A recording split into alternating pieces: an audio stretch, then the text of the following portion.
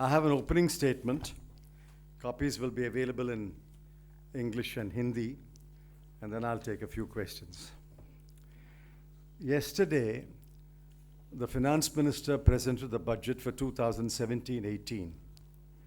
It was his and his government's fourth budget. I read through the 37-page, 184-paragraph budget speech and the 21 pages containing 5 appendices and an untitled section. It was a painful duty. At the end of the day, our conclusion is that the elaborate exercise has turned out to be a damp squib. There are a few positives in the budget, and I'm happy, and I shall refer to them in the course of my interaction with you after this opening statement. The most important positive is that the government seems chastened after the debacle of demonetization and has not done anything reckless or disruptive. I compliment the Finance Minister on adopting a tone of moderation. It is, however, obvious that demonetization and its inevitable consequences have demoralized the government. Government has retreated from reforms, and the government has no answers to the severe challenges faced by the economy. Key sections of the people feel cheated and let down. Firstly, the sections of the people most affected by demonetization were the farmers, farm workers, manual laborers, the self-employed, artisans, and micro, small, and medium business persons. They lost crores of rupees in the form of wages, incomes, and capital. There is absolutely nothing in the budget for these sections. We had demanded that the government offer them compensation in some form, but the government has cruelly neglected them. Secondly, the acute distress in the farm sector. The government seems to be totally oblivious to the plight of the farming community. The best signal to the farmer is a remunerative price for his produce. The Finance Minister has not even uttered the phrase minimum support price in his speech. The farming community has been totally cheated by the budget. Thirdly, jobs. The most vocal demand of the people, especially the youth and their parents, is, where are the jobs? The NDA promised to create 2 crore jobs every year. Their best result so far was 1.5 lakh jobs in 2015-16. There is absolutely nothing in the budget that points to a change of strategy to create new jobs. Fourthly, declining investment. Gross fixed capital formation, GFCF, has declined since the NDA government assumed office. According to the Economic Survey, it was 4.9% in 2014-15, 3.9% in 2015-16, and has precipitously fallen to minus 0.2% in 2016-17. There is absolutely nothing in the budget in terms of either new strategy or policy measures to revive private investment. Fifthly, reviving growth. It is now widely accepted that the growth rate of GDP has taken a hit due to the global situation, inadequate policy measures, and the ill-conceived demonetization.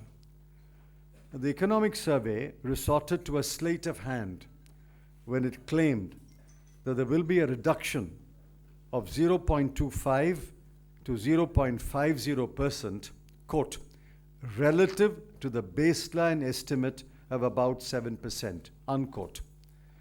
That's a convoluted way of saying that the growth rate will be 6.5 to 6.75% against the forecast of 7.6% at the beginning of 2016-17. Actually, it will be worse. It will be worse not only in 2016-17, but the period of lower growth will extend to 2017-18 and 2018-19. There's absolutely nothing in the budget that points to measures to revive flagging growth. Sixthly, boosting aggregate demand.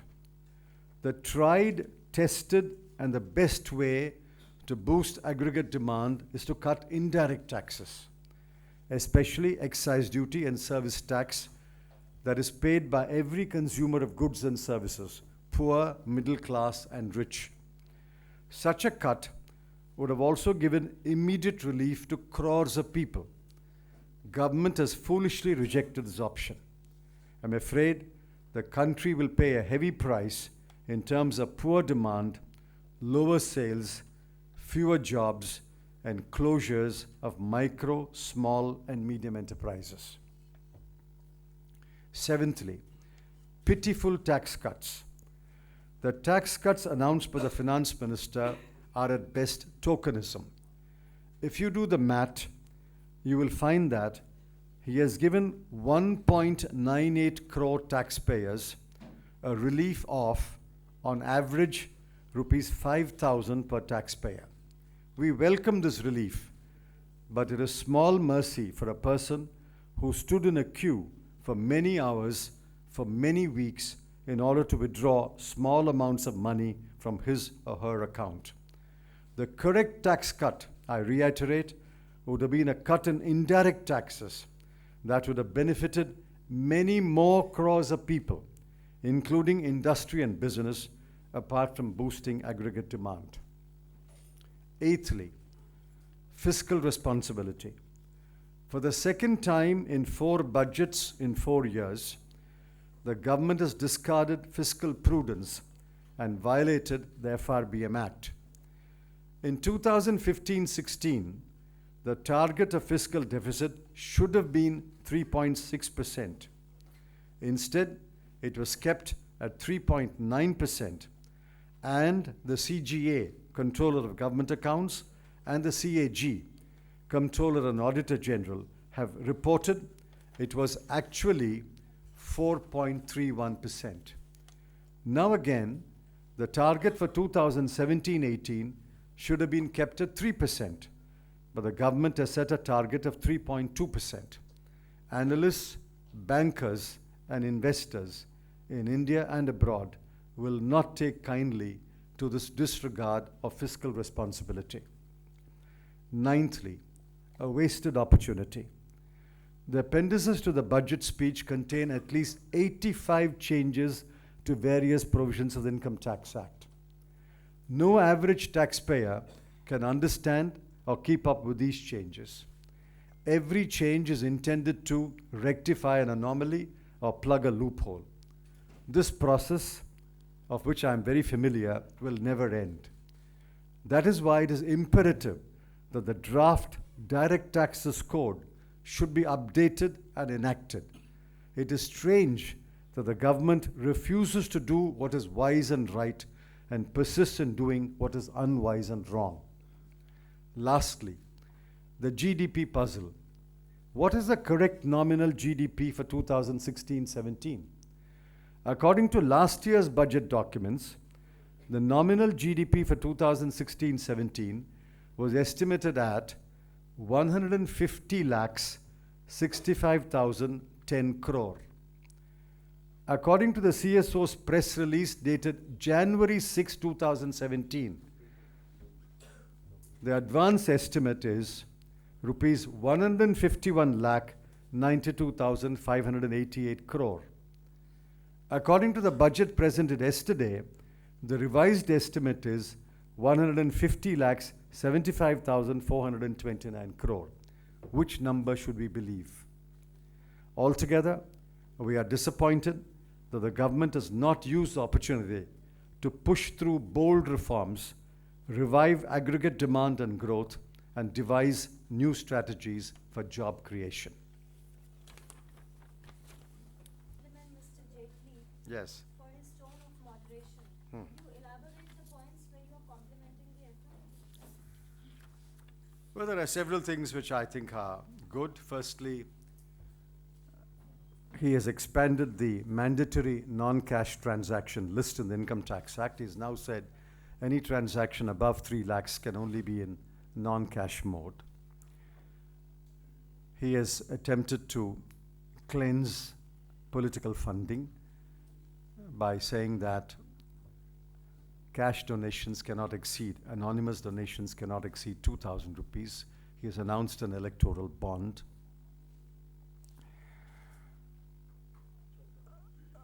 There are a few other things we should compliment him on. I can go through the budget paragraphs and tell you which they are. For example,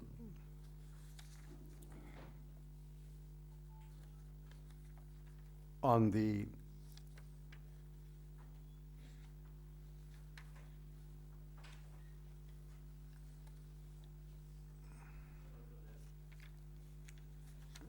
I had noted down in a piece of paper, but that seems to be missing in the papers that I've got before me. He has said that the Fasal Bima Yojana will now cover 40% of the cropped area in 2017-18 and 50% in 2018-19. That's a good move. But that, please remember, Fasal Bima Yojana is after the crop has failed. But what we need is to ensure that crops don't fail and ensure that production and productivity increases. Likewise, I compliment him on setting a target of 1 crore houses by 2019 for the houseless. I hope they will achieve that target. I compliment him on the additional capital expenditure. We have to analyze the data more closely, but apparently it appears that the additional capital expenditure will be a little over 25%, mainly in railways and roads. We'll have to look at the financing, but if the financing is sound, then the additional capital expenditure of 25%, mainly in roads and railways, is welcome. I compliment him on an additional 5,000 postgraduate seats in medical colleges. They have said per annum. I sincerely hope they'll be able to add it every year. I compliment them for setting target dates for the elimination of Kala Azar, filariasis, leprosy, measles, and even tuberculosis. It's a longer date for tuberculosis, but it's good that the government sets a target date so that people can work towards the target date.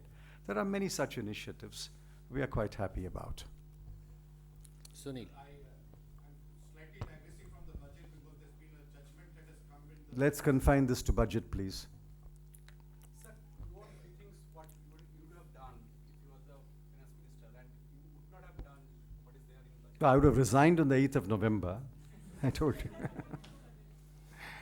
I think that's a wrong question to ask an opposition party. I've listed 10 issues. We would have handled these 10 issues differently. We would have taken a different path in addressing these 10 issues. I think if you go through the statement, you will find each of these 10 issues, we think the approach of the government is wrong, and there is an alternative approach. And if we were in government, I have no doubt we would have adopted the alternative approach. Manoj from ET. Yes. You are glad that the finance minister did not resort to such reckless steps despite the debacle of demonetization. What were the reckless things you probably were fearing? Well, I don't know. I can't imagine recklessness. Demonetization was reckless. But what other reckless or disruptive steps are in the armory, I don't know. But I'm glad that there's no step which I can describe in this budget as reckless or disruptive. Sir, do you think some of the pro-poor proposals like the Antyodaya mission, which proposes to lift 50,000 panchayats above poverty line in 2 years and 1 crore families above poverty in a matter of 2 years, is it possible? Is it practical? depends on the strategy you adopt. In 10 years of UPA, 140 million people were indeed lifted out of poverty. But that will happen only when growth is high and per capita income rises. If growth dips, then you cannot lift people out of poverty. These are good as targets, but what we need is a strategy to tell us how will growth be maintained. I'm wishing the government meets our growth record of 8.5% in UPA 1 and 7.5% for all 10 years taken together. They are at the moment below that level of achievement. I wished them 3 days ago, along with Dr. Manmohan Singh. I wish them now. They should raise growth rates to 7.5 and 8%, which I'm afraid they are in no position to do today. Ma'am. Sir, you have emphasized on bringing down the indirect tax in this budget. JP should have done it. But at a time when we are going to see GST by September, October, and GST pegs the rates as high as 28%, if you were finance minister at this juncture, how would have you synchronized this reduced indirect taxes when you had to bring GST some 3-4 months from now? Remember what we did when I returned to the finance ministry in 2012. We did cut indirect taxes in order to boost demand, which is why in the last 2 years of UPA, despite a hostile external environment, growth rates were, according to CSO, 6.1 and 6.9, when oil prices were as high as $110 a barrel. We don't know when GST is going to be rolled out. I can't imagine GST being rolled out before October 1, which means we have 6 months. In these 6 months, if you had cut indirect taxes, they would have come into effect immediately. Unlike direct taxes, cut in indirect taxes comes into force immediately. So you would have had from February to September, you would have had a full 8 months to boost demand. And when GST was rolled out, even Dr. Vijay Kelkar has recommended that, start with a reasonably low rate, and then after 6 months or a year, when the economy and the growth rate have picked up, you can go back to what the chief economic advisor calls the standard rate. I think these 8 months could have been utilized to boost demand. And the tried, tested way to boost demand anywhere in the world is to cut indirect taxes, not direct taxes. I would have done that. Our government would have certainly cut indirect taxes in this 8-month period. Raman. I'll come to you. 18 lakh से ज्यादा लोगों ने 5 लाख से ज्यादा amount जमा किया, इससे 4.7 लाख लोगों के आसपास है, उन्हें नोटिस दिया जाएगा। एक लोगों में भय या बिजनेस क्लास के लोगों में भय है कि जिस तरीके से इनकम टैक्स ऑफिशियल लगातार रेट डाल रहे हैं, एसएमएस और नोटिसेस डाल रहे हैं, क्या आपको लगता है कि इस पे कोई बंदिश होनी चाहिए? It's an extremely genuine concern. You see, he has given out some figures. He has said that on about, in certain accounts, the average deficit was about 3 crore, and in a certain number of accounts, the average deficit has been a significant amount. Now, we have no objection if they can issue notices to each one of them and examine those accounts. I mean, I'm sure those who deposited the money will have an explanation. But if you're asking me, does the income tax department have the capacity to reopen so many accounts and do an investigation? I think the department will be overstretched if it opens so many accounts. So they'll have to find a way in which a preliminary inquiry is done and serious, in-depth probe is done only in a smaller number of accounts. But we have no objection. We have certainly no quarrel with investigating accounts where you have good reason to believe that black money has been deposited. We would welcome it and support it. So my question is, 1 sec. I'll come to you, ma'am. Yeah, Mr. Chidambaram, there is a tendency in the government to say that we have done highest ever sort of allocation in this sector. MPNREGA, for instance, they're saying 48,000 crores, whereas if you look at the revised estimate, It's 47,499 crore. Antyodaya, again, From 47,499 crore, it's a huge jump to 48,000 crore. again, the financing of various, no, my question was something else. I wanted to ask you, the government's perspective on welfare. What we've seen on decreasing allocations to health, education in the past 2 years, also what they've done to the farm sector, how do they view the state? I mean, they're crunching the expenditure on what is your view on their? See, an analysis shows that total expenditure as a percentage of GDP has declined this year, which is, to me, a matter of great surprise. They have shaved 0.5% of GDP by compressing total expenditure as a percentage of GDP. 0.5% of GDP would have given them 75,000 crore. And that should certainly have been spent on health, education, and something which you may not have noted, even defense. Defense capital has got a pitiful allocation. We know from reports and other information that we have that they are on a buying spree today. Yet, defense capital has only got about 86 or 87,000 crore. Now, who's going to pay the bills? So I think not only social sector like health and education are perhaps being neglected, but even a vital sector like defense capital expenditure is being neglected because you have compressed total expenditure in order to appear that you are on the path of fiscal prudence. Maha. my question is, The question I want to ask is that how do you describe the fact that this government had called Manrega the living monument of UP's failure and has given the highest ever allocation for the country? Well, adjusted for inflation, it may not be the highest ever allocation.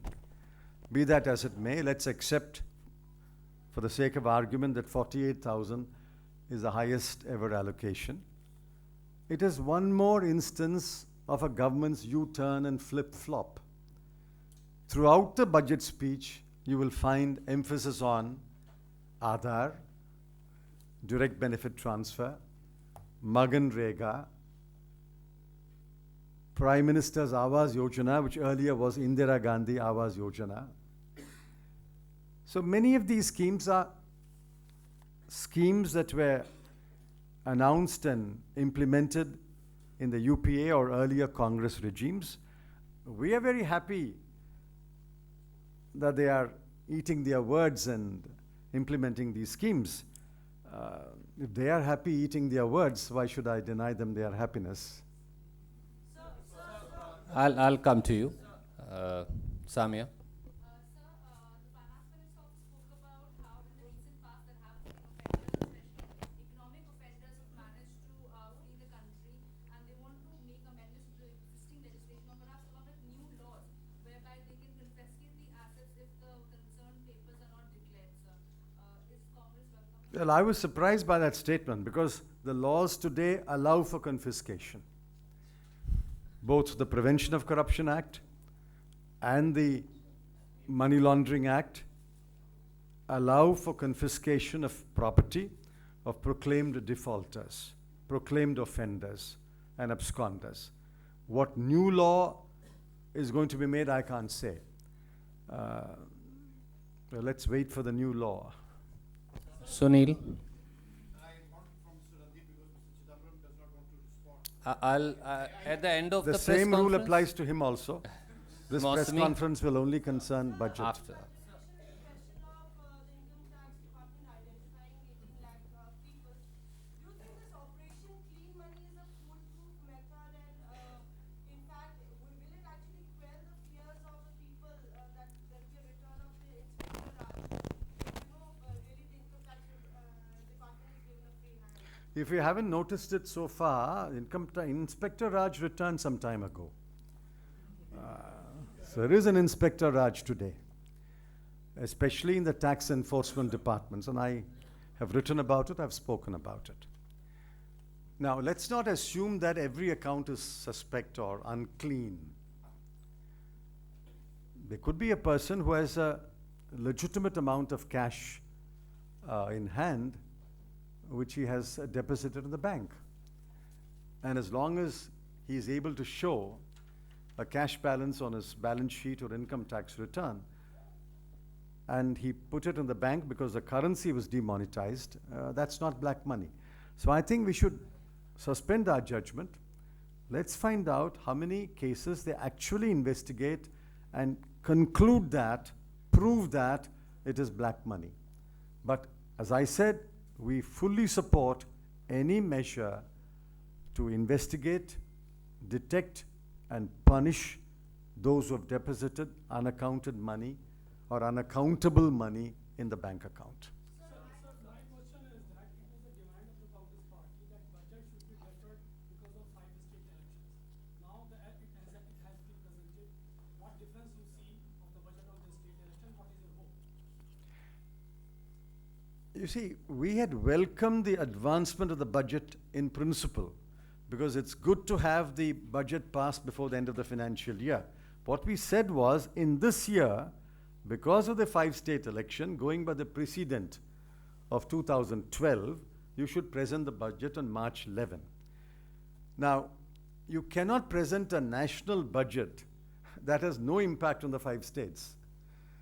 Every announcement made will have some impact on the 5 states. But I think the people of these 5 states are wise enough to know that while a subtle attempt may have been made to influence the elections, as I said earlier on another occasion, elections are fought on different issues.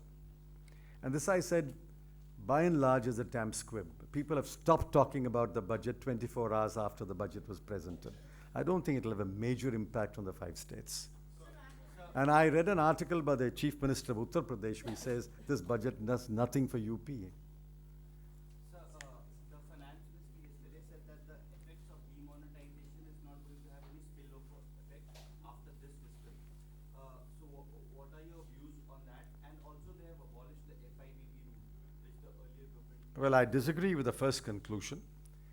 I think you will find that effects of demonetization continue into 2017-18 and probably even into part of 2018-19. I'll tell you why. Over 75-80% of small and medium industries have closed down. I'm familiar with what has happened in the Tirupur, Coimbatore, Pollachi, Palladam area. I was in Hyderabad. They told me about what's happening in the Hyderabad Medak area. Likewise, in all the industrial hub towns, these SMEs have closed down. If you close down a business, it's not easy to revive it. If your capital is wiped out, it's not easy to revive it. If your account has become NPA, it's not easy to get further credit. Therefore, the spillover effect of demonetization will be felt in 2017-18 as well as 2018-19. As far as your other question is concerned, he has only said that since 90% of investments are already on the approval route, there is no reason to continue the FIPB, which is unexceptionable. But for the remaining 10%, which requires approval, if it is not by FIPB, it has to still be under some other body. So let us wait to see what alternative mechanism, which is simpler and easier than FIPBs put in place. According to me, FIPB was quite simple and easy.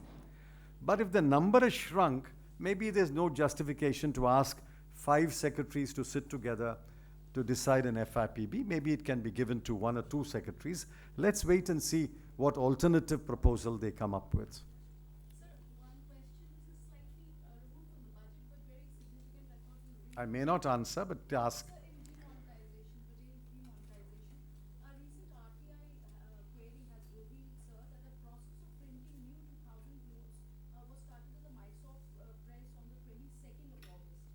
And the currencies have Urjit Patel's signature as the governor. Although Raghuram Rajan diminished office only on the 3rd of September, and Mr. Patel assumed charge on the 4th of September. Well, you see, I mean, I don't make much of that. Between 22nd August and 4th of September, there were about 14 days. Process of printing would mean beginning with the design of the note. The actual printing certainly would not have happened before 4th of September. If you ask them, when did the first printed 2000 rupee note roll off the printing press, you will get an answer after September 4. I have no doubt about it. I don't think anybody would be so foolish as to put the deputy governor's signature on the ground he is the new governor. So one last question, sir. What do you think about His last question. what do you think about the funds that have been given for recapitalization of PSU banks? Totally inadequate. Now, what does this mean? If you have given only 10,000 crore and the banks require maybe 4 times, 5 times that amount, the only other way for the banks is to dilute the government's equity or issue, raise fresh capital, tier 1 or tier 2, or sell their non-core assets. Now, these are not easy avenues. It's not easy in today's capital market for any of our public sector banks to raise new capital because their balance sheets are so weak. Who's going to invest in new capital in those banks? And number 2, selling non-core assets is so difficult with, under this government, every transaction is suspect. If every transaction is viewed with suspicion, which chairman is going to authorize selling of non-core assets for the bank? That's the second last question, and we'll take one more after that. Well, the rationale for bringing forward the date of the budget was being given to us yesterday, that this is a process that was started last year. And we intend to align the fiscal year with the calendar year, which is in the suggestion of the Shankaracharyya Committee as well. So what do you think of the idea of aligning fiscal year with the calendar year? No, that has to be examined more carefully. I think the idea that appealed to me was that the budget and the finance bill should be passed before 31st of March. That makes a lot of sense. If the finance year is going to start on 1st of April, it's good to complete the financial business by 31st of March. What you are saying is even more radical. Align the financial year with the fiscal year. That will mean the budget should be passed in November, December of the previous year. That's not going to happen so easily. It's very difficult. Kartikeya Sharma. So my question to you is that the government intends, and a senior minister has said that probably they would like to use the money, which might accrue to them through the process of demonetization. There's no money. The budget papers make it clear there's no such money. Is it possible? Is it possible to use that money? But why talk about something which the government has admitted in its budget papers, that the dividends, it comes under the head dividend, RBI's dividend is included in it. RBI public sector dividend is only 74,000 crore as against last year's 76,000 crore, which means they are not getting a bonanza from the RBI. At least as far as the budget numbers are concerned, there is no indication of any bonanza from the RBI. And I think the RBI governor made it clear many weeks ago that demonetization will have no impact upon the balance sheet of the RBI, and the question of declaring a special dividend by extinguishing the liability does not arise. I think he made it quite clear. And the budget document doesn't show any bonanza at all. We'll take last question from Hindi press. Ajay. want to ask you about the justification of the merger of railway budget with the new budget. Well, there are two views. One view has been very forcefully expressed by our former chairman of Metro, Mr. Sridharan. He used a very strong word. He said it's a foolish move. Now, all that has happened is they have saved themselves the difficulty and the embarrassment of announcing new trains and new lines. That's all that has happened. Because the GBS is still provided from the general budget, and he has provided 55,000 crore. And then the total capital expenditure of railways has been announced at 1,31,000 crore. How that 1,31,000 crore will be spent is not apparent from the budget papers that I've seen so far. So even after this exercise, the Railway Ministry would still have to budget, quote unquote, budget that 1,31,000 crore. But in the process, some very significant information that is available to the public is no longer available immediately. For example, what is the operating ratio? We don't have that number, and that's very important. But I think there are both pluses and minuses. Hopefully, now that the die has been cast and the railway budget has been abolished and it's been merged with the general budget, he will devote, or a future government will devote more than one paragraph to the railway. I think the railway deserve at least half a dozen paragraphs.